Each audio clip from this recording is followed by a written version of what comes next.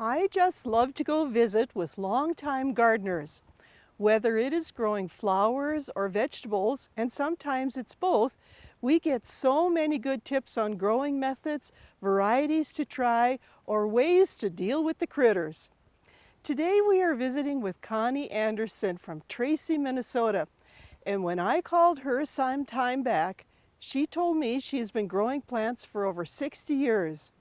I bet we can get lots of great growing tips and knowledge today.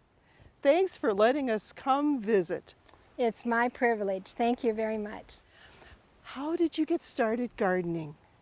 Actually, the first gardening I did was with 4-H, flower gardening.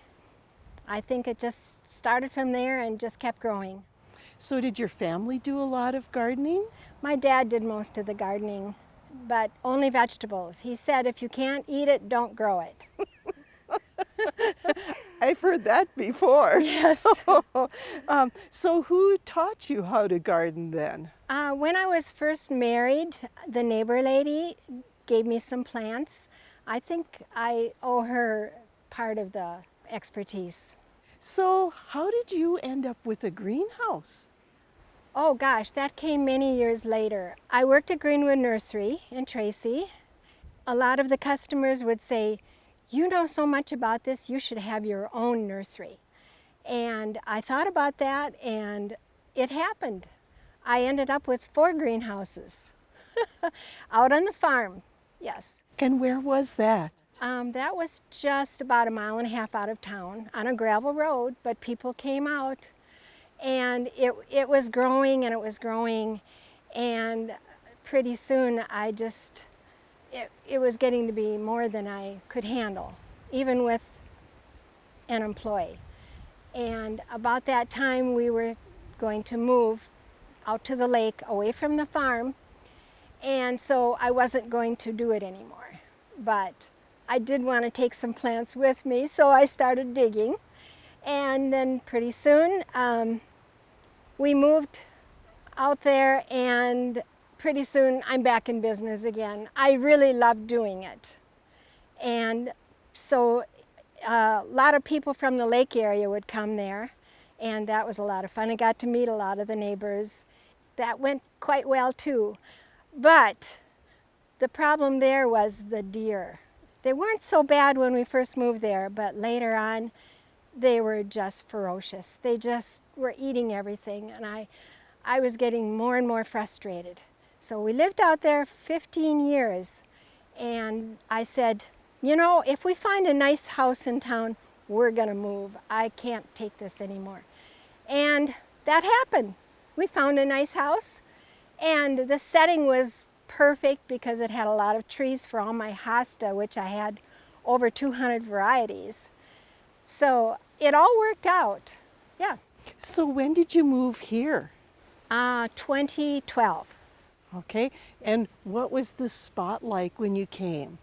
There wasn't much here. There really wasn't. We had brought a whole load of hostas that I had dug up and potted, but they got sat outside and there was nothing I could do about it, and most of those did not survive. But I was able to go back. That was part of the contract, that I could go back and dig. And so it began. I brought a lot of it here and started planting, putting in edging. Most of the flower beds were just pure clay, so I would dig down, get the clay out, put that somewhere else, and then put good soil in. I didn't know if it would work or not for the plants because it was just like putting them in a vase or in a pot with the good soil. But they all grew. When we drove in, why do you have a wooden woodpecker out there at the driveway?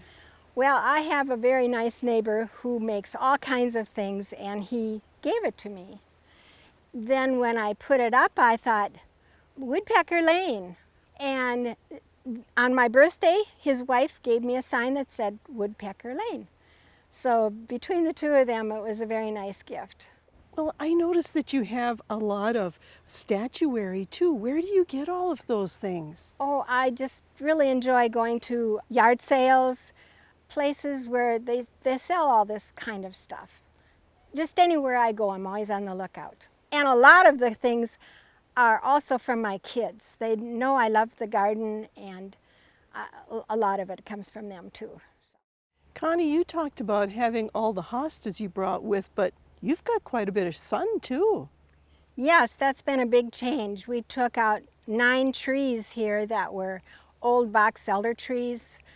This used to be a farmyard, and that's what people had then, was box elders, and also the black walnuts.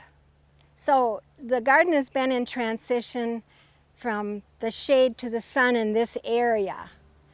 So I've been busy trying to move some of those into shade areas.